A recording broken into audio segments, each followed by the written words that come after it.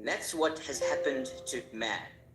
When Adam rebelled against Jehovah, he lost that relationship. That signal was lost between him and Jehovah. He had no direction from Jehovah anymore. Like us, if we are in an area where we don't know where we're going and that GPS loses its signal, we are lost. And what has that meant for man? Well, ever since then, man's history has been filled with war, with disobedience, and completely a lack of relationship with Jehovah, a complete disrespect for his laws and for his principles. Because of that, we see the situation that we find ourselves in today. The fact that peace and security is so elusive to man is because they are not getting that direction from Jehovah. Now, some people might say, well, I live in a fairly secure place, but look around you. Are you living in a gated community where there's armed guards with AK-47s or something that you need to drive through to get into your house? As soon as you're in, you punch the key and you lock it and you put the alarm on. Some have to have a gate between where they sleep and where they live because it's so dangerous. Some countries, there's an iron dome around the place to make sure that any missiles that come in are destroyed. Is that real peace and security? Really, it is not. It's a mere illusion of what we are really looking for. So it boils down again to the fact that man has to restore that signal with Jehovah, that relationship. And that's what Jehovah said to the Israelites. If we would like to turn to Isaiah chapter 48. Now, when Jehovah spoke to the Israelites, it was sort of a foreglimpse of what he wanted for all of his servants on earth further down the line, right into a time in the future. So when we think of what we read in Isaiah, which was also fulfilled in that time, but has a future fulfillment, it helps us to see how we can put our trust in Jehovah. So Isaiah 48 and verse 18, there Jehovah says to his people at that time, have you got it? Isaiah 48 verse 18, if only you would pay attention to my commandments, then your peace would become just like a river and your righteousness like the waves of the sea. So let's try and understand that scripture a little bit better. It talks about peace, yes, the peace like a river that flows all the time, and it talks about the waves of the sea. But what does it link it to? Where do we get our peace from? The first part of that verse helps us to understand the point. If you would pay attention to my commandments. So can you see the point? For us to live in peace and security, for humankind to live in peace and security, that has to happen. Everyone has to listen to the commandments, the laws, the principles from Jehovah. And then how would the peace be? Well, you guys live in a beautiful area right by the sea. That wave that keeps on crashing, and you can hear it at night. We live right at the source of this big river, the Umzimkhulu. It never stops running, summer or winter, and it comes right down to you. That's the type of peace that Jehovah promises to us. So can we see the point that is made clearly for us?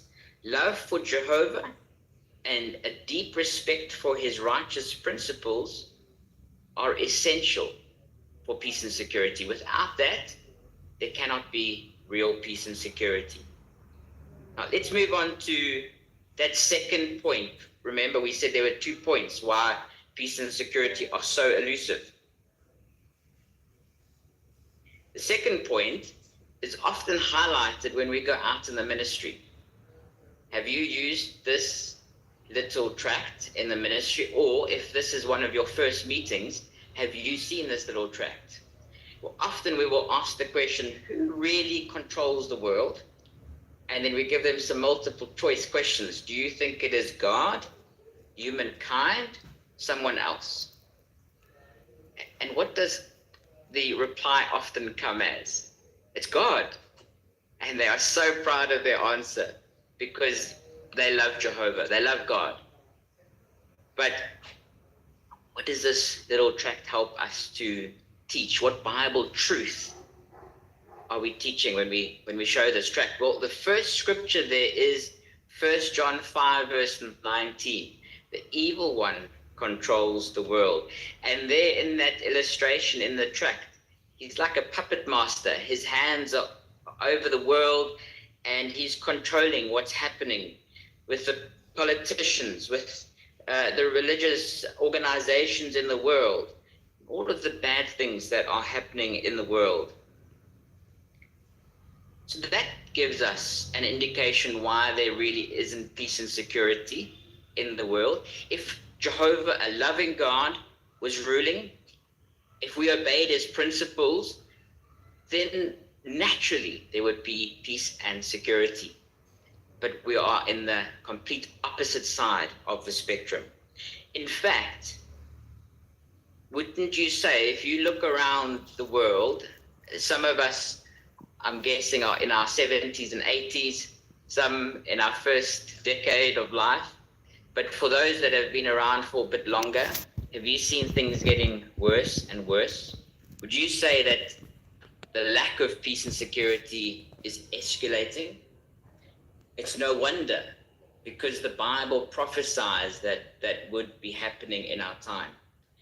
Shortly after God's kingdom began to rule in 1914, the book of Revelation helps us to see sort of what happened, and it helps us to understand why things are so bad right now. There was a war in heaven, and Satan and his demons were fighting against Jesus, the King of God's kingdom. They were ousted, they were thrown down to the earth. And Revelation chapter 12 and verse 12 says, woe for the earth, because he knows he has a very short period of time. So what does a person do when he knows it's his last? He goes out and he does whatever he can do to wreck, to make a mess. And would you say Satan is doing that now? So if we understand those two main points, we understand really the reason why peace and security have been so difficult for mankind to try fight on their own. In fact, we could say it's impossible for a man, a human, to fight against a superhuman force and to destroy the wicked element that is causing the lack of peace and security. So would you then say that our situation is hopeless? That we're going to be in this situation where there's a good man like Nelson Mandela. He fights his whole life. He makes a little bit of change. Next thing, something happens, spark, everyone hates each other again. Is that what life is going to perpetually mean for the rest of humans' history? What do you think? Do you think that the loving God, the creator, the one that created us like that GPS to follow his directions, do you think he would allow that to happen forever? Well, right from the very beginning, right when that GPS signal was lost, Jehovah made a way out for us. And he promised that there would be a time where there would be lasting peace and security. All along mankind's history, if we look at Bible prophecy, and this discussion this morning is so much about Bible prophecy. In fact, we're only touching the tip of the iceberg. But if you have a real interest in what Jehovah promises us for the future, you might want to go and look at these Bible promises in a little bit more detail after this discussion. One of the promises that Jehovah made was that there would be a Prince of Peace, Jesus Christ, the King of his kingdom, the one that would bring about true peace. And that's why Jehovah had him give that title, Prince of Peace. One of the prophecies that is discussed is Daniel. And there was a big statue. That statue was of a man, and he had different types of metals and clay that had made that man, right from the head all the way down to the feet. There was gold, silver, iron, clay. If we look at the Bible and we understand the different parts of human history, we get to understand that we are living right at the bottom of that statue, in the feet of iron and clay. In Daniel chapter 2 and verse 45, we see how Daniel 2 verse 44 and 45, if you want to make notes, it talks about Jehovah's kingdom. While the kingdoms of the earth are still ruling, he will take over. And at that point, when God's kingdom removes the kingdoms of the earth, so in that sort of illustration, that statue is destroyed. And at that point, God's kingdom will rule. That will mean real peace and security for us. But then I'm sure you're waiting, hey, just like me, some have been waiting a long time for that prophecy to come true. You can't wait, and I can't wait. But something that might help us to wait is again to look at Bible prophecy. Remember, everything in the Bible sort of comes together. We look at one part, we look at Daniel, we look at Revelation like we did earlier, all merged into one point that we understand. So something that we are really looking forward to is the prophecy in 1 Thessalonians chapter 5 and verse 2 and 3.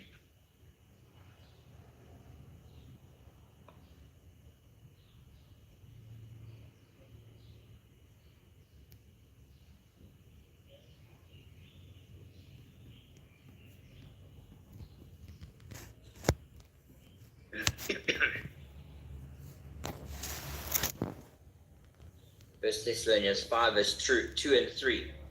For you yourselves know very well that Jehovah's day is coming exactly as a thief in the night. Whenever it is that they are saying peace and security, then sudden destruction is to be instantly on them, just like the birth pains on a pregnant woman, and they will by no means escape. Maybe we can have a look at that picture on the screen, and then we can sort of understand a little bit more about this verse. First of all, in verse 2, it talks about Jehovah's day, the same day that we're thinking about when we read Daniel chapter 2, the same day that we are going to talk about a little bit later when we talk about things happening in the Revelation. That's the day we look forward to, the day when things will change, the day when peace and security is going to start. What do we look forward to? Well, there's that saying in verse 3, peace and security. So there's going to be a declaration of peace and security. And then, why do we look at this prophecy in such detail? Because it says sudden destruction is to be instantly on them, just like the birth pains of a pregnant woman. Everyone knows that once a pregnant lady goes into labor, you cannot stop those birth pains. The baby will be delivered. And so that's also why we look at that scripture as a point that we really need to look forward to. But then you might say, well, I've heard this saying before. peace and security. Often when nations are trying to find a solution to a problem, that saying will be said, peace and security. Some translations might say peace and safety. In fact, if you looked at the slogan for the United Nations, their motto is that they maintain international peace and security. So what is the difference between all of those sayings of peace and security and then this one in the future? Peace and security. Well then, sudden destruction is to be upon them. All of a sudden, like a domino effect, everything that Jehovah had put into place will happen. The Bible does not give us all the details in regards to this pronouncement, this announcement of peace and security. What we do know is that many people will believe it. It will be different. At that time, look at the people around on that coffee shop. Possibly they are saying, this is different. This is peace and security. But what is it? It's just another demon-inspired lie. It will not come true. So maybe these two people in the foreground are servants of Jehovah. They see what is happening in the world. They hear the announcement of peace and security, but they don't fall for it. Let's be like them. Let's not fall for that demon-inspired lie. Because, what did that scripture say? Sudden destruction will befall them. So, we don't know what's going to happen, but we do know it will happen. And we want to be aware that we don't fall for that demon-inspired lie. Because what will happen then is a chain of events that cannot be undone. Revelation, the book of Revelation, the last book in the Bible, helps us to see many prophecies that will be fulfilled in our time. And one of those prophecies has several characters in it. It talks about a prostitute. It talks about a wild beast, a scarlet-colored wild beast. And that wild beast has 10 horns. If we understand Bible prophecy, and remember we put everything together, we can understand that the prostitute, the great prostitute, is false religion. In many regards, the false religion has been like a prostitute. And we can see her effect in the world around us. In fact, the Bible describes her as riding on the scarlet wild beast, full control of what's happening. What is that scarlet-colored wild beast? That's the United Nations. And the 10 horns, that is symbolizing all of the current political power. So that picture of her riding on it helps us to see that false religion, the scarlet wild world powers, United Nations, are all intermixed. They cannot do anything on their own. And often people will say, well, if it wasn't for religion, then that issue that's happening somewhere in the world would not have happened. It's because of religion. And so what will happen? Revelation clearly points that the current world powers will turn against the prostitute, false religion. It will completely destroy her over a night. That swift destruction, as if just one day, will come as a shock to all that support her. It's like a domino effect. One will fall after the other. And that will lead to Armageddon, when Jehovah destroys all of the political powers, all of the things that are against peace and security happening. Jehovah will remove Satan and that superhuman force. What do you think life will be like when Satan is removed? Well, then we move back to the other side of the spectrum. We can have a relationship with Jehovah, the source of peace and security. That bad, evil force that holds us against having that relationship with Jehovah will be gone. Have a look at the picture on your screen.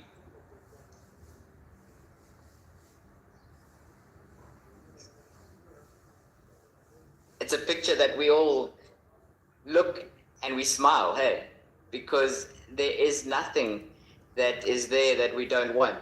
We want the happiness that is on the faces of those people. Now, Isaiah, remember, Jehovah spoke to the nation of Israel and said, if you have a relationship with me, there will be many, many good things.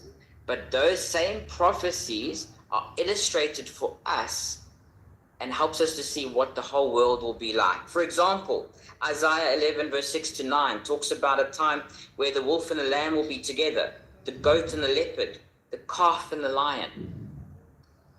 How many people have come to know Jehovah that once were like a lion or like a wolf?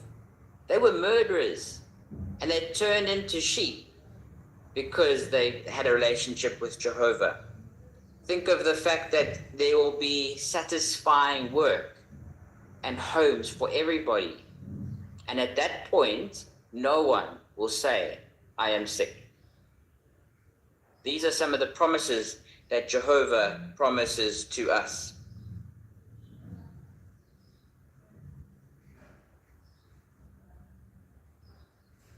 But what about right now? The time that we're living in right now. Can we have sort of a relative amount of peace and security while we're waiting for that future time where Satan and his demons are gone and we can have that full relationship with Jehovah? Well, read another prophecy with me, please, in Micah chapter 4 and verse 3 and 4.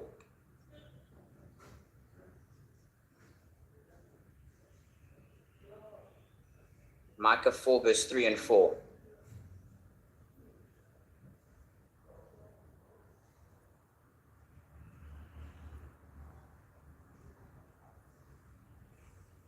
He will render judgment among many peoples and set matters straight, respecting mighty nations far away. They will beat their swords into plowshares and their spears into pruning shears. Nation will not lift up sword against nation, nor will they learn war anymore. They will sit each one under his vine and under his fig tree, and no one will make them afraid, for the mouth of Jehovah of armies has spoken. Today, right now, here in Oslo Beach and around the world, servants of Jehovah and those who are learning about Jehovah are starting to fulfill that prophecy. They're turning their swords into plowshares. Now, remember I mentioned Nelson Mandela? Well, there's a reason for that. When I was a young boy growing up, I had Sister Mandela in my book study group. She had learned the truth. She was applying Micah chapter 4 verse 3 and 4. She was turning swords into plowshares. Now, if Nelson Mandela was around today, do you think he would be happy with what he achieved? Sister Mandela saw peace and security, and her hope for the future was to see true peace and security. So what does it mean for us then? Well, we need to regain what Adam lost, that relationship between us and the source of peace and security with Jehovah. So if this is your first meeting, or if you've just started studying, don't let it be your last. Carry on learning about Jehovah, building that friendship with him, and then naturally you'll want to apply his laws and principles. Then you are able to live in peace and security, like we are now, brothers and sisters, friends from completely different cultures, nationalities, living in peace today. And in the future, we know that Jehovah will bring peace and security throughout the world. So now is the time to put your trust in the source of peace, Jehovah.